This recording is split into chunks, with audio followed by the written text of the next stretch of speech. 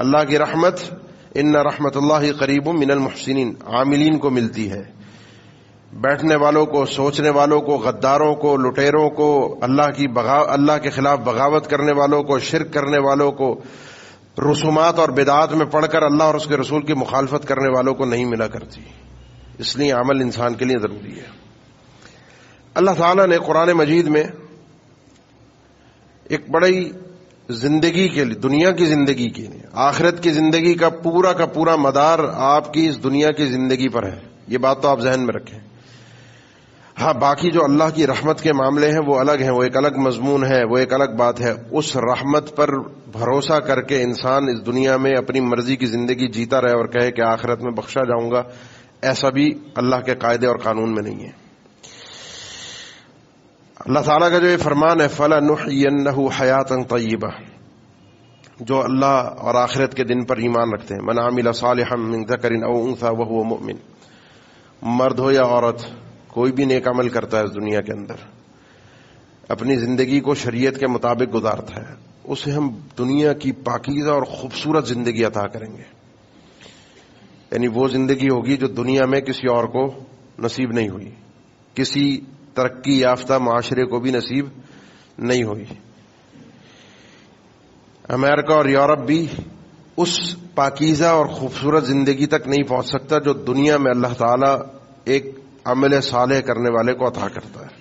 سوال یہ ہے پاکیزہ زندگی کیا ہے، خوبصورت زندگی کیا ہے، خوبصورتی کا معیار کیا ہے؟ اس حوالے سے سیدنا علی اور سیدنا ابن عباس رضی اللہ تعالیٰ عنہما تفسیر میں ان سے مروی ہے، فرماتے ہیں فَلَنُحْيِيَنَّهُ حَيَاةً طَيِّبَةً، ہم اس کو حیات طیبہ عطا کریں گے۔ اس سے مراد یہ ہے فَلَنُعْطِيَنَّهُ الْقَنَاعَةَ، ہم اس شخص کو قناعت دے دیں گے۔ قناعت، جو میرے پاس ہے، جس چیز کا میں مالک ہوں، میں اس پر راضی ہوں، میں اس پر خوش ہوں، میں اس پر مطمئن ہوں، اور جو میرے ہاتھ میں نہیں ہے، جس کا میں مالک نہیں ہوں، جو چیز میری دسترس میں نہیں ہے، اس کی میرے اندر خواہش بھی نہیں ہے، اس کے نہ ملنے پر افسوس بھی نہیں ہے، اس کے چلے جانے پر دکھ بھی نہیں ہے، میں اپنی زندگی میں مگن ہوں، اپنی زندگی میں خوش ہوں اور مطمئن ہوں۔ یہ ایک نفسیاتی مسئلہ ہے، جس شخص کو نصیب ہو جائے وہ سمجھ لے اس دنیا کا امیر ترین آدمی ہے، اس دنیا کا وہ امیر ترین آدمی ہے۔ وہ آدمی جس کو ہم سمجھتے ہیں کہ وہ کامیاب آدمی ہے، جو دنیا کا امیر ترین آدمی ہے، ایک فہرست ہمارے ہاں جاری ہوتی ہے کہ دنیا کا سب سے زیادہ سرمایہ فلاں آدمی کے پاس ہے، فلاں آدمی دنیا کا سب سے زیادہ امیر ہے، اس کے بعد دوسرے نمبر پر یہ، تیسرے نمبر پر یہ، چوتھے نمبر پر یہ۔ ان کی کامیابی کے راز ہیں، ان کے انٹرویوز ہیں جو لوگ جاننا چاہتے ہیں، سیکھتے ہیں کہ آپ کامیاب کیسے ہوئے۔ کیوں؟ کیونکہ ہمارے نزدیک کامیابی کا معیار مال و دولت ہے۔ دنیا سے یہ سمجھتی ہے جس کے پاس جتنا مال ہے وہ اتنا بڑا کامیاب ہے، لیکن یہ نہیں پتا اس کامیاب آدمی کے پاس آسائشیں ساری ہیں، آسائشیں سب ہیں، لیکن سکون اور اطمینان نہیں ہے اس کے پاس۔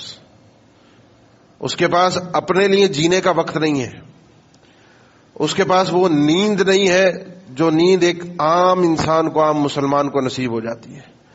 اس کے پاس وہ اطمینان نہیں ہے، وہ سکون نہیں ہے، وہ امن و امان نہیں ہے جو ایک عام انسان کو نصیب ہوتا ہے۔ سوچیں، اتنی دولت کے باوجود بھی، اتنی آسائشیں حاصل کرنے کے باوجود بھی جس شخص کو سکون نہ مل سکے، کیوں؟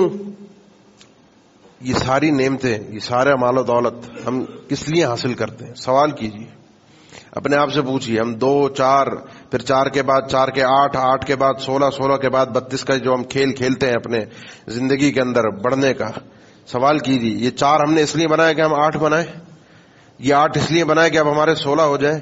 یا اس لیے کہ 4 بن گئے ہیں تو اب ہماری زندگی پرسکون ہو جائے، میں اپنی زندگی میں جینا سیکھ لوں، میری زندگی میں اطمینان ہو جائے، مجھے جو اللہ نے دیا ہے وہ کئی گنا لوگوں سے بہتر ہے؟ کیونکہ ہمارے یہاں معیار جو ہے زندگی کا، کامیابی کا، وہ مال جمع کرنا ہے۔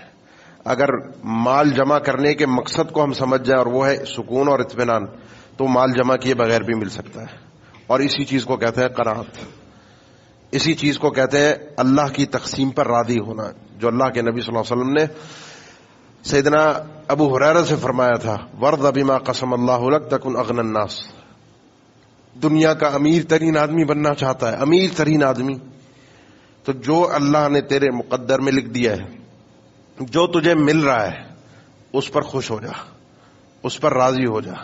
اس دنیا کا امیر ترین آدمی ہے تو.